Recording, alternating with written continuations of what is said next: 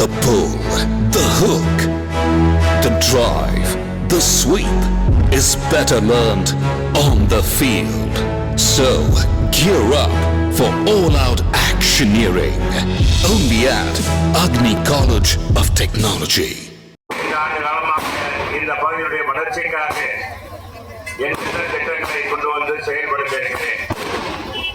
அந்த வகையில் தான் இன்றைக்கு கழகத்தின் பொதுச் செயலாளர் புரட்சி தமிழர் எடப்பாடி அவர்கள் மீண்டும் தேர்தல் நோக்கில் எனக்கு வாய்ப்பளித்து தேசிய ஜனநாயக கூட்டணியுடைய வேட்பாளராக இன்றைக்கு இணைந்து இன்றைக்கு மூன்றாவது நாளாக முதலாக முன்னாடி இருந்து இந்த தென்பகுதியிலே வாக்கு சேகரித்த பணியை தொடர்வதில் நான் மற்ற முயற்சி அடைகின்றேன். இங்கே இருப்பவர்களுக்கெல்லாம் என் சொந்தங்கள், என் உறவுகள் என்றால் இயக்கத்தால் இனத்தால் அல்ல, நட்பால் ஒன்றுபட்டவர்கள். உங்களுக்காக உழைத்திருக்கின்றன. நம்முடைய மேற்கு துணை பொறுப்பாளரும் பொதுச் செயலாளருமான வழக்கறிஞர் பாலகிருஷ்ணன் அவர்களே, அங்கிருக்கிற மேற்கு துணையுடைய பொறுப்பாளர் அனைத்துடைய எம்ஜிஆர் மன்றத்துடைய துணை செயலாளர் வாசமிகு தம்பி எம்.எஸ். பாண்டியன் அவர்களே,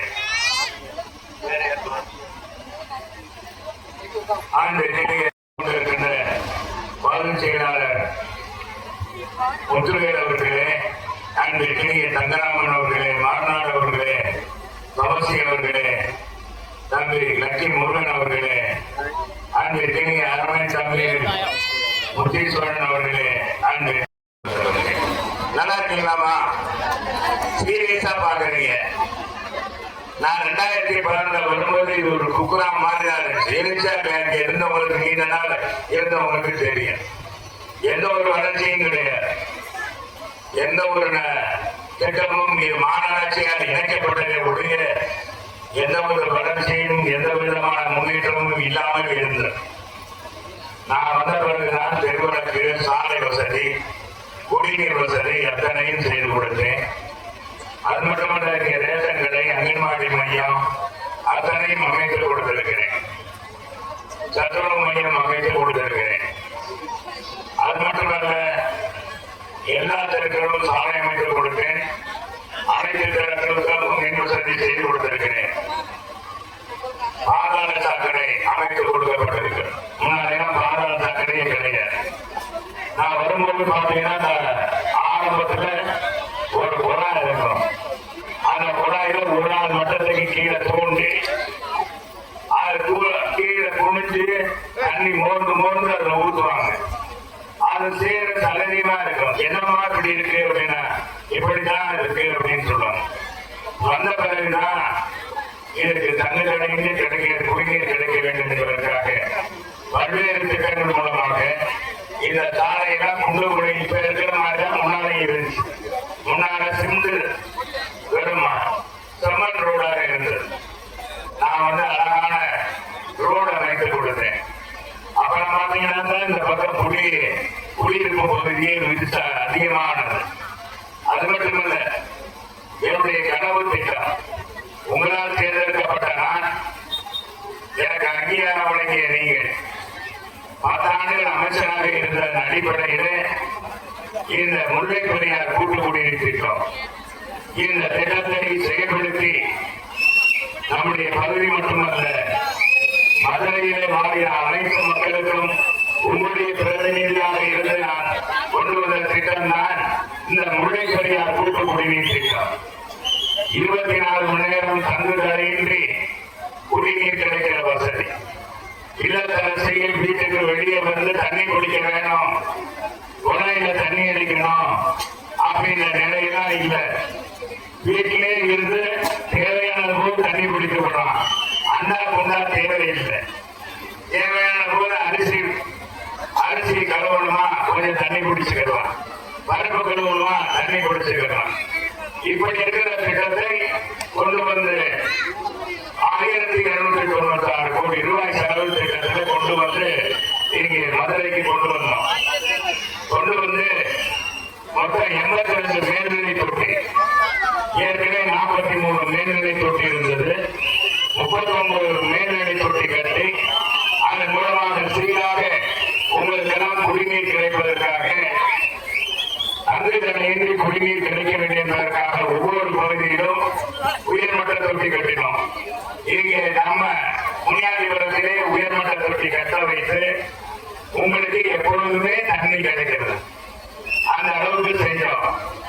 இந்த திட்டம் என்னுடைய கனவு திட்டம்.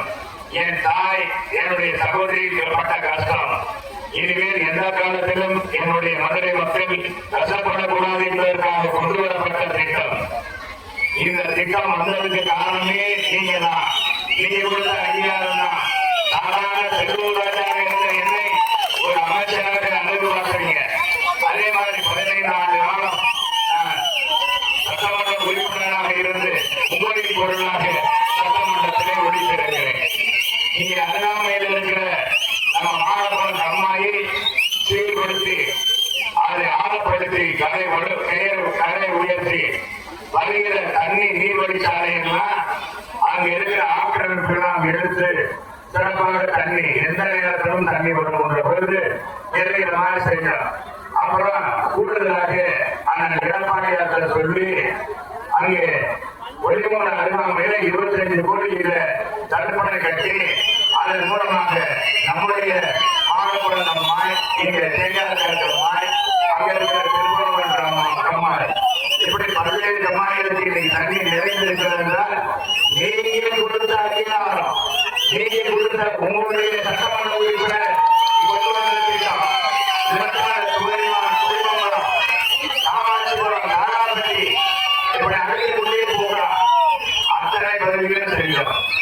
எதிர்கட்சியாக இருக்கும்போது கூட நீர்வழித்துறை அமைச்சர் அந்த துறைமுகத்தை கேட்டு பெற்று 17 கோடி ரூபாயில் கொண்டு வந்து இன்றைக்கு இந்த தடுப்பணையிலிருந்து வருகிற தண்ணீரை நமக்கு விளையாட்டிலிருந்து வர தண்ணீர்கள் எந்த இடத்திலும் கசிவு போடக்கூடாது என்பதற்காக தடுப்பு சூழல் அமைத்து, காங்கிரஸ் சூழல் அமைத்து பணிகளை செய்தோம்.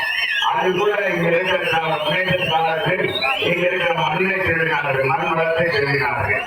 எனவே இது போன்ற வளர்ச்சி பணிகள் 10 ஆண்டுகளில் உங்களுக்கு ரேஷன் கடையில தங்கு தடையிலே எல்லா பொருளும் கிடைப்பதற்கு வழிவகை செய்தேன். தரமான நீண்ட நாள் கோரிக்கை தரம் அமைக்க வேண்டும் என்பது அது உறுதியாக நிச்சயமாக அமைத்து தரப்படும் என்பதையும் இருக்கிற அந்த குளத்தின் அருகாமையிலே வேலி அமைத்து அதை தூர்வாரி அழகுபடுத்தி நலவாதை அமைத்துக் கொடுக்க, அங்கே பூங்காக்கள் அமைத்துக் கொடுப்பதற்கு வழிவகை செய்து 1வது தெரு முதல் எங்களுக்கு 3வது தெரு வரை சாலை வசதி எனக்கு தரைத்தளமாக இருக்கிறது. அதை மேம்படுத்தப்படும் இல்லை. எனவே அதுவும் அமைத்துக் கொடுப்பதற்கு நடவடிக்கை எடுப்பேன் என்பதை உறுதியினருக்கு சாலை அமைத்துக் கொடுத்து இனிய வீட்டிற்கு மின்விளக்கு செய்து தரப்படும். இந்த மின்விளக்கு என்பது இதை 20 நாள் பொறுத்துள்ளது. அனைவருக்கும் மின்விளக்கு கிடைக்கும். பட்டா இல்லாதவர்களுக்கெல்லாம் உறுதியாக நாம் பட்டா வாங்கி தருவோம். அதுதான் உங்களுடைய நீண்ட நாள் கோரிக்கை. அது நம்முடைய காலத்திலே முடிய வேண்டியது. இப்ப காலதாமதமாக நம்முடைய பொதுச் செயலாளர் தான் கடந்த 2021 பிப்ரவரி மாதம் 3ஆம் தேதி அந்த சட்டத்தை திருத்தினார். அதாவது நம்முடைய நகர பகுதிகளிலும் இந்த மாதிரி பட்டா கொடுக்கலாம் என்று ஈடுபட மாட்டேன். உழைத்து வாழ வேண்டும், பிறர் உழைப்பில் வாழக்கூடாது என்று சொன்ன என் தங்க தலைவன் புரட்சி தலைவர் எம்ஜிஆர் தான் எனக்கு குரு. அவர்களிலே தான் நான் சாதாரண என் தாயுடைய பிள்ளையாக தந்தையை இழந்து 1 வயதிலே இழந்து எந்தவித அரவணைப்பு இல்லாமல் என் தாயினுடைய அரவணைப்பிலே வளர்ந்து எம்ஜிஆர் கற்றுக் கொடுத்த அந்த சினிமா படத்தின் மூலமாக அன்பை கற்று நான் உள்ளபடியே அதே மாதிரி வாழ்ந்து காட்ட வேண்டும். இந்த மண்ணிலே இருந்து நாம் செல்லும் வரை, இந்த நடமாடும் வரை யாரும் நம்மளை குற்றம் சொல்ல முடியாத அளவுக்கு நடந்து காட்ட வேண்டும் என்ற உறுதி மனப்பான்மையோடு உங்களில் ஒருவனாக, உங்களுக்கு உழைப்பவனாக நான் இருக்கிறேன்.